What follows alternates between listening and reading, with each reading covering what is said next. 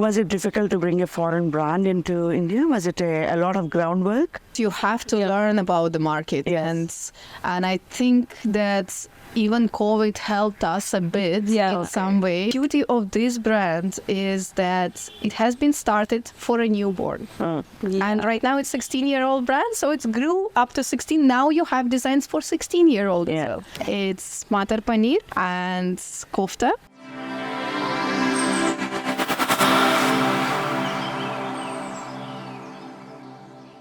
Joining us today is two beautiful ladies here, Shruti and Marina. Thank you very much for coming on my show, Global Stories with Usha. Marina, you have been in India for the last 10 years now. You also have co-founded two entities in India right now. Would you like to talk about them a little bit? Once I came to India, I came because of, many people come to India because of love. And I married my uni sweetheart. And I came after my MBA to India, and I thought that I want to do something. I don't want to sit at home. I want to be independent, as well as grow a family and all. So I've started looking for the different opportunities, different things on the markets, and I've seen that coming to India, you need to bring something on the table. You cannot just come because you are whatever you are. You need to bring something on the table because it's a very competitive market. So I brought my international experience, and I decided to take out Indian companies outside and to help them to reach that level of exposure and the level of maturity to the international markets, because you cannot go there just like that. So while working and taking one of the company outside, I found my colleague and my co-founder of my first entity, which was Higher XP. Now it's Amara AI. So that was in HR tech. Then after a while, I got my baby, and I grew my family. So I thought that I need to have some balance of life to spend time with my family as well, time with whatever I like. And that's when Choupette opportunity came as well. And it came out of a blue. My husband told me that you love this brand. We shop there a lot for all our relatives and family and all. Why don't we bring it to India? And that's at the same time we were with Shruti in Ukraine, and we shopped as well there. She shopped for her niece and nephew, and that's where we are. I suddenly just said there is a gap in the market for these kind of clothing I've not seen in India. So why don't we get this brand in India? I just said it with the feel of it. And Marina started working on it. Let's just do it. You worked with your family business, you're also in the garment, and you know about production. So you're made for each other. Marriage made in oven. Exactly. So I have my specialities in fashion design background. So I worked with my dad for 3-4 years in merchandising. So he didn't make me any head of the company. So from that, I've learned a lot about production, how to communicate, what is fabrics made of, how important is the quality and the making of it. So that is helping me now in terms of this business, because I can see my educations and my knowledge towards the garment industry is helping me bring this brand. And various other inputs I have to put daily basis. So that's really helping me, and my education as well in NIFT, because that has helped me learn what fabrics are what and how they're behaving into kids, what are important, what is not. So all that is a part and parcel. Once me and Marina started off, that was like a match. It is. So, she flew down to Moscow to have a word with the brand, and I was in India because I was expecting my kids and all. Was it difficult to bring a foreign brand into India? Was it a lot of groundwork? Yes, of course, you have to learn about the market, Yes. and I think that even COVID helped us a bit in some way, because like we Kind of started off like very fast. We met the brands. We started already looking out for the space in Delhi. But the market, again, like very competitive. You cannot just come and say that I want this. No, you have to wait. You have to promote yourself. You have to find. I would say like the brand was very like supportive towards both of us. So that's where Tata came into picture. Yeah. And we started off with Tata initially. Yeah. And Tata helped us understand the market. Right. Are we fit for the market or not? Are we doing the right kind of clothing for them? Is it good a business or not? And then after 6 months, we came up with our shop. Yeah. We got the space because of COVID, as Marina said, because people were leaving malls. Okay. So we got the space very nicely and what we wanted. Because the opportunities actually came by themselves. So many opportunities for you. Yes, of course. And it extended time for us to learn as well the market Yeah. and to see what is the competition, where we are, where we can fit, where we did not want to come just to compete on the price point. Yeah. We wanted to come somewhere that we will fill the gap, we'll find that niche that was there in the market. Of course, India is vast market. You can find niche anywhere and everywhere. That's what I believe. Yeah. Being entrepreneur myself, but I think we found a nice spot. But Choupette as a brand itself, It is in 20 countries. 20, that's a lot. Yeah. So of course, like and it took time for them to expand as well. Okay. But I think the few things such as quality, and that's why they are in US, they are in Dubai, Choupette already in Saudi, Kuwait and Dubai. And, Saudi Arabia, Iraq. They're coming more towards Asia, I feel. Okay. And they're very picky. Like, they're not one of the brands they want to open everywhere and anywhere. Okay. They're kind of seeing where it is. They take their time. Yeah. They're expanding very naturally and gradually. Organically. Yeah. Yes. So they don't just want to have a store for the heck of it. Okay. They even choose a franchisee partner, like suppose they see us the potential in them. Like being a mother, both of us, they could see that. That's when you co-founded Fashion LLC. That's what it is. Yeah. So you go with Fashion LLC, and the Choupette is one of your brands. Are you going to? Are you? Yeah, your first baby. So that is good. Yeah. So always, they say first baby is always the most lovely. yeah. The rest, okay, well, that's good. Yeah. But Choupette as a brand, as a mother myself of a young girl, I can say it's. Looking at the market in India and looking at the brands which they bring in and everything, it is quite niche actually. And my daughter is quite happy with that brand and she loves to wear it. Yeah. And actually, when you said you're building that bridge, actually it is a bridge because, in India, where you go, if you want to go for the ethnic Indian wear, children's wear, there's plenty. There's plenty designers in India who does amazing job and everything. Definitely. But that actually the Western wear was actually kind of lacking. You need a little bit of a step up sometimes for special occasions and everything. And that's when Choupette actually fits in so beautifully. And that you can see that because a good branding and the design wise. But you being a fashion designer, do you influence any of the designs which come into India or no? In terms of their designing? Yeah.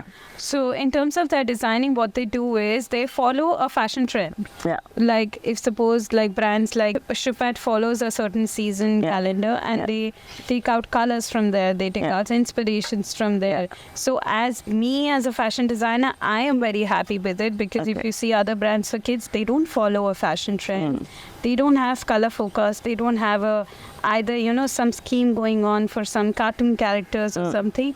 They follow, and I love that fact. That is why I liked Choupette initially, because they have a certain fashion styling going on. They have a kid who wants to be a diva. They will make sure the kid is looking like a diva with not repeating every season. They would have something else coming with the season, and I think that's a very strong point for Choupette, which I like. basically, Choupette is a high street brand for children. Yeah, it is a high-end boutique where they're not repeating their styles ever. And I feel that's why you feel as a consumer that once you've shopped with us, you want to come up with the new expectations. What are they coming up with next? Because we are not repeating those. And then you feel special about that fact that you own that piece, which is not going to come back. And there are certain clients who comes back to us that, can we have that dress again? And we say it's not going to come back. Yeah. So it is kind of a special moment. So, but it is good to have repeaters. Yeah, certain that As long as you can hook them up with another product. Definitely. That's what with Choupette we found that like at least 70 to 75% of our clients are repeat clients. There are repeat clients. And the beauty of this brand is that it has been started for a newborn. And right now it's 16-year-old brand, so it's grew up to 16. Now you have designs for 16-year-old as well. But the special touch and feel of the newborn clothes you will not find on the market. It's not a single brand we can proudly say right now on the market who do this tuxedos for a newborn. No. Then beautiful dresses. No. The baby nests with laces and everything. But of course, taking care of quality. Yes, especially if you're talking about a newborn. Yes, skin. Yeah. All the everything is cotton lined. Yeah. All the snap buttons are placed so intelligently that the kid can be dressed and undressed within like seconds. And so it's practical clothing also. Definitely. And the kind of baby nest for kids where they can wear it for ceremonies and all. I have not seen it in India. Okay. So that's filling a gap somewhere. Definitely you are, but I can say that. But also, are you like right now you're in Delhi, and of course you have an online store with Tata. Yeah. We have many places already. Marketplaces. We are on Ajio, most of luxury. Yeah, Ajio also. Yes. Ajio, Nykaa, Lux. And, little tags luxury. Yeah, little tags. Yes. Yes. I've noticed that. Yeah. Store. Okay. But apart from that, as a retail itself, are you having more expanding plans? Yeah. We do have expanding plans, but we are kind of taking it slow. Just to read the market. For that, we were kind of doing exhibitions all over India, like we did in Calcutta, we did in Hyderabad, we did in Bombay and Chandigarh and all. We found there is a gap for us to be there in, suppose, Hyderabad and Bombay. So we're kind of thinking about going further. So now as we move forward with sustainability is a norm. So what kind of practices they bring in there? Sustainability in terms of sustainable sourcing of clothing, for instance, all that. So it's very if you see, everything is cotton lined, everything is mostly cotton. They hardly using anything polyester. So sustainability part comes, it's a very organic kind of a brand. They're themselves dealing with kids. So they're very conscious about what they're using.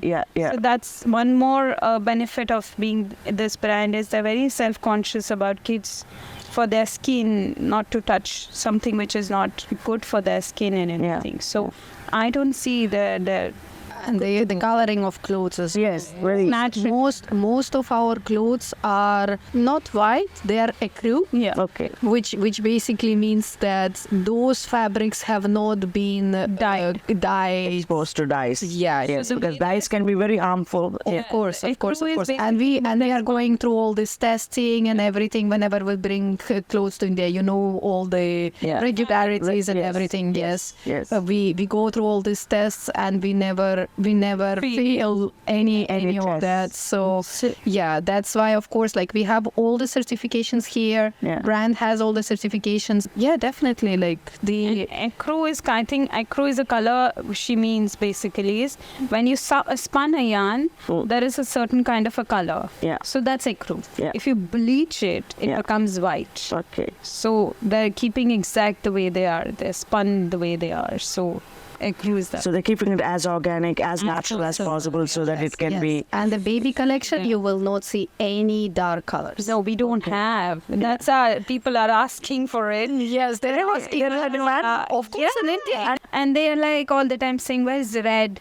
Where is brown? Where is blue? And you're like, Okay. it's baby clothing. Yeah. So they're kind of adjusting, I think. Yeah, I think, but also a consumer need to learn, I think, but people are changing. As they say, if you need to, do any changes, it has to start from the home, your own home, and then it goes out. Of course, so I think when the mother, we educate our customers. very important. Yeah. Yeah. So, but That's for it's sure. there. Yeah. And Marina, especially you came from outside, and now you're in India for the last 10 years. How was that move? Was it difficult for you in the beginning? It's not difficult at all. Okay. And I would say that you have to have something or someone who you are here for. Yeah. And living in many, many different places. Yeah. I was in London, I was in course. Singapore, I Singapore, was yeah. in Toronto. I am at the place where I want to be. Yeah. And yes, of course, like adjustments and different differently. Yeah, of course. Like I have a very supportive family, and my parents-in-law very supportive and very loving, and they knew that yes, I was the first foreigner in the family. Okay. So, but yeah, we took time. We learned about each other. I came multiple times to India. Yeah. They came to Ukraine as well for engagements. Shruti came with her husband as well to Ukraine. So like we kind of seen, and they've seen as well that our cultures, even they're far apart, they're very, very similar. They're very, very family oriented. Yeah. They're Like I would like to add into this, I've seen Marina's family. Yeah. When she came here, she lived here for 3 months. Okay. And both family tried to adjust and learn how the other person is. And that, I think, helped a lot to both of them. Yeah. And that I give to everybody, whoever is coming as a foreigner. Yeah. Like you should give that period to each other. And that Drawing period. yeah, of course. I lived at Masi's place. I would study, he would work, and that would be like a very, very normal, setup. How you would say prior to marriage, even when it's arranged marriage here, right? You have 6 months of a courtship period. So we had similar experience. Okay. We went for dinners, we went for family occasions and everything. So we learned about. But is it the same in Ukraine? If you both would have been in Ukraine, it won't be the same, right? No, of course it's not. We live in nuclear families usually, but we do treasure and value families. Yes. So we do have a good relationship with our extended families as well. We don't go every now and then, but yes, of course, like on the birthdays, on the occasions like Christmas, New Year, Easter, on those days. No, but like yours, I have a similar thing because I've stayed with Marina in Ukraine for like 1 month or more than that. Okay. Like they have cousins coming for dinners. I'm being a part of it. I've seen it similar to Indians. Yeah, of course. It's just that they're living nuclearly. That's it. Yeah. Here, people like to meet every week, maybe. Yeah, a bit more brand to yourself. Yeah. Huh? But Similar. people are very warm and welcoming in both countries. Yeah, I enjoyed living in Ukraine. Okay. I personally actually adjusted there very nicely. Wow, okay. I stayed with the family and her mother cooks amazingly well. And his brother also. So what is your favorite Ukrainian dish? I would say the breakfast. Breakfast? Yeah. What did you like about breakfast? I love the raspberries there. So it's a fruit. Nobody cooked it. It came from a tree, but other than that. It's like here it's difficult to get, but they have yogurts and they have, which I'm not used to of an Indian. Being an Indian, I'm more used to prantas and pohas and we have crabs, fruits, fresh critters and everything. I was up for it like everything. And what about you, Marina? What is your Indian cuisine favorite Indian? You see, like in India, because we live in an extended family, in our family, we have mostly Indian food. Okay. Only for kids, we cook non-Indian food. And few things I've introduced Ukrainian that has been already learned by people in the house. And my sister-in-law, she also loves to cook few dishes. Are they Indianized or are they they say authentic to Korean. I try to keep them as authentic as possible. I do not like anything. No fusion. Indo-Ukrainian, no, happening. Even whenever I go to a restaurant, I love to go to authentic Italian or authentic Indian or authentic other places. Yes, and because we have home food, mostly Indian, we do go outside for it's matar paneer Okay. and kofta, Okay. malai kofta, Okay. and vindi. So you're vegetarian? I am not vegetarian at all. But all of them were vegetarian dishes. Because our house cooks mostly with Yeah, I love dosa. I love biryani. My Bobby makes amazing chicken biryani. Mostly it's But I think vegetarian. biryani comes across as a staple Indian favorite dish. eating everything. Yeah, I'm not vegetarian or non-vegetarian. I can eat whatever I love. Yeah. She knows more sweet dishes, more places than me. Okay. She would guide me, eat this one, eat that one. So, Yeah, I'm a foodie. It's good. I think India is a great place for foodies. yeah. India has so much of variation because every single state in India have their own food, Yeah. their own cuisine. I mean to say, when it's not food, but and then and they're very different from each other. Yes, and whenever we travel, we have a street food. Yeah. Yeah. Kolkata, Mumbai, We've eaten every street food there. To Bombay, to Vada Pav, Yeah. to everything. Jhalmur. Nice. You're really enjoying them, but that's good. Yes. So you're experimental too. That's nice. But a last question, probably. Any favorite destination in India? In India, I would say it's Kerala. Kerala for you. Yeah, Kerala. What is that you like about Kerala so much? What? It's green heaven for me. Yeah. It's peaceful. Yeah. It's I think it's the only place in the world that I've seen so many palms at one place. And yeah, like backwaters, Yeah. beautiful places. And me and my husband, we work a lot, and we do love to go to some quiet places. So And Kerala is it for you? It is. What about Kerala cuisine? How do you like that? Is it too spicy yeah, it is much spicier than what you're used to? Yeah. No, I would say it's not spicier than North India, but it's definitely spicier than idlis or dosas or Yeah. and the The curries and all are spicy. Yeah. and seafood is amazing in Seafood. Kerala. Yeah. Okay. Yeah. And what about you? Because when you were working with your dad, I think your dad was in the because they were exporting a lot to Europe and everything. Were you traveling because you were? I used to travel in with them to Germany and everything. Yeah. So what is your, let's say, favorite place out of India? Okay. Out of India, I would say would be Italy. Okay. So I traveled with my husband. I want to go again. Okay. So that's going to be one place. And London, just because of shopping and to be there and everything. Okay. So Italy is... Italy is your place. Oh, nice. But thank you, ladies, for coming on my show. It was a pleasure having you both here. Thank you. And thank you very much. We enjoyed it so much. Thank you. Thank you so much.